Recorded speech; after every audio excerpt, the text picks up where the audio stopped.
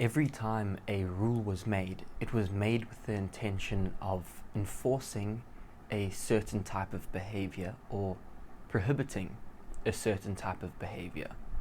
We have come to treat rules as things that have some holy divinity. They cannot be broken.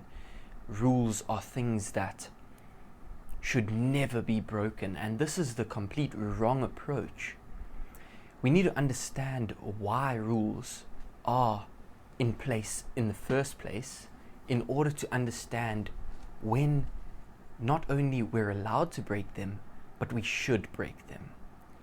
A rule was made to serve a particular purpose, and it sometimes happens that that very rule can prevent the same thing that it's trying to serve. And in that case, is it not better to break the rule? I'll give you some examples from my own life. One where I had to learn this fact about rules the hard way and humiliating way, and the other way is where it was perpetrated on me. Obviously, maybe perpetrated is the wrong word because this person was doing their job, but it felt certainly like I was being wronged. So I'll explain both situations to me. So the first one is how I learned this the hard way. So back in school, I was in a leadership position, and one of my duties was to be on gate duty at the start of the day. So what this meant was I would welcome the students when they arrived, and if anyone arrived late, I would have to give them detention. So the idea here was I was doing these leadership duties during COVID, and so the idea was to segregate the grades. So the grades 8s would come in through a different gate to the grade 11s, so that they could isolate all the grades such that if there were a COVID outbreak, it could be contained within that grade, okay, to minimize mixing. So this was the idea behind it, and this was our rule. And so all students from a particular grade had to enter through a particular gate, and this was to be enforced. So I took this rule quite seriously, and I embarrassed myself. There was a teacher's student who would obviously come into school every day with the teacher, and the teacher would drive in by a gate that is different to the gate where her son should be arriving at. So this child arrives through that gate, and I enforced the rule, and I told him that he had to go around to the other side of the school to enter through that gate. Now, in hindsight, or at the time at least, it seemed reasonable because these were the rules and they were made clear in advance. But the purpose of these rules was to segregate the grades in order to prevent a COVID outbreak.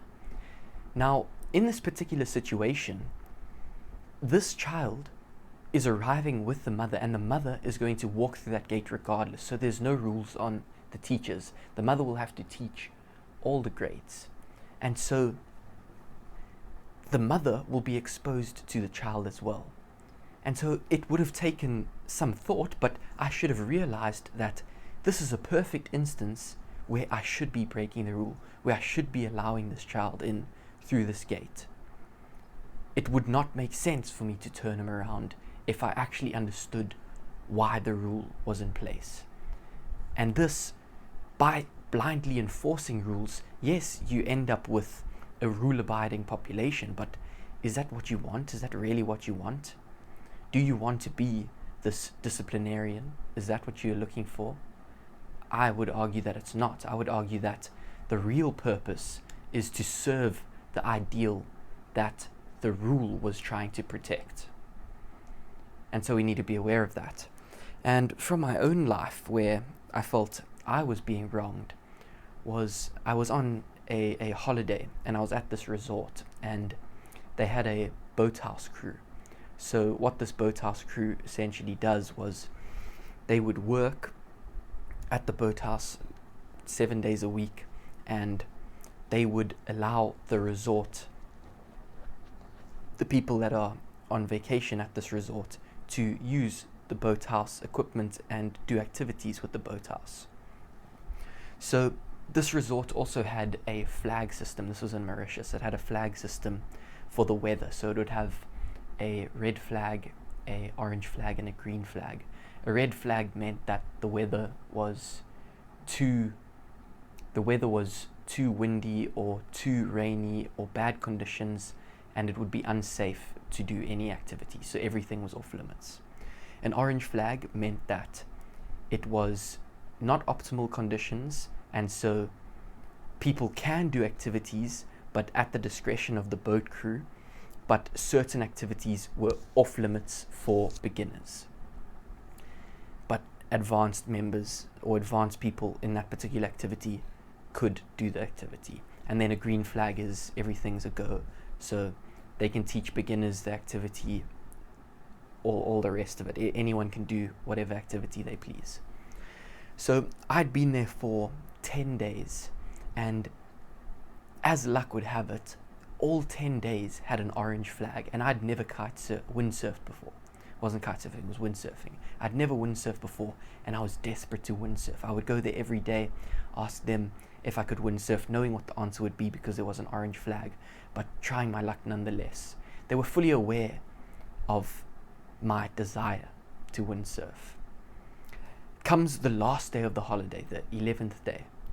I arrive at the boathouse. I ask them, it's finally a green flag. I am ecstatic because I'm finally going to get to windsurf. This is the last day of my holidays. I've shown interest repeatedly. I learned how to sail a boat in order to, as a stepping stone to windsurf on this holiday. So I have gathered some type of skills, and this was the final thing. I could actually go do it. I just needed someone to come and show me some of the basics and to show me how to stand up, etc. So this was the perfect weather for it. Green flag, it's a go. So I go to them, I ask them if I can do it, and he says to me, no, it's a Sunday, and the boathouse crew doesn't do activities on a Sunday. Now I'm furious because I have paid for this vacation. It's been 10 days of bad weather, first day of good weather, and now they have this arbitrary rule that's preventing me from windsurfing. This is absurd. It's infuriating. It's a 4-star resort. They're supposed to accommodate me. They have rules written, and they have marketing techniques where they say, if you have any special requests, just ask it, and we will try our best to facilitate those requests. And here I am on the last day, 11 days of not being able to windsurf. Finally, this 11th day, I'm able to windsurf. The weather permits it. And yet, there's another rule that's coming up, that on Sundays, they don't teach students. Now, I had an argument with this guy trying to show him why he should let me windsurf, to no avail, and I didn't actually end up windsurfing. Obviously, I'll never go back to that resort. And you've got to ask yourself, does this cost the resort more by them abiding by that rule and then me never coming back? Or should they have just allowed an exception for me and seen why that rule was there in the first place? So why is that rule there in the first place? It's a Sunday, they're still at work. Why is the rule there that on a Sunday they don't teach? The reason the rule is there is to give the boathouse crew a break, to allow them one day in the week where they can have some type of break from teaching activities. So that's the purpose of the rule. But they've just had 10 days of that. So what are they protecting? They're protecting their time, but they've just had all the time in the world to not teach. So the rule makes no sense in this particular situation. Everything was lined up in order for them to make an exception for me. It was the perfect exception, and yet they didn't do it. And it cost them dearly. And it's important for us in our lives that we understand when rules are to be broken, when rules are to be bent, when we make exceptions, and when we don't, and when we actually do stick to them and enforce them. The idea behind all of this is to understand why the rules are there in the first place, not just living a blind life, living a thoughtful life, trying to make the best decisions possible, not serving the rule, not serving the rule book, not serving the creator of the rule, but serving the greater good. That's the idea behind this. I hope you learned something.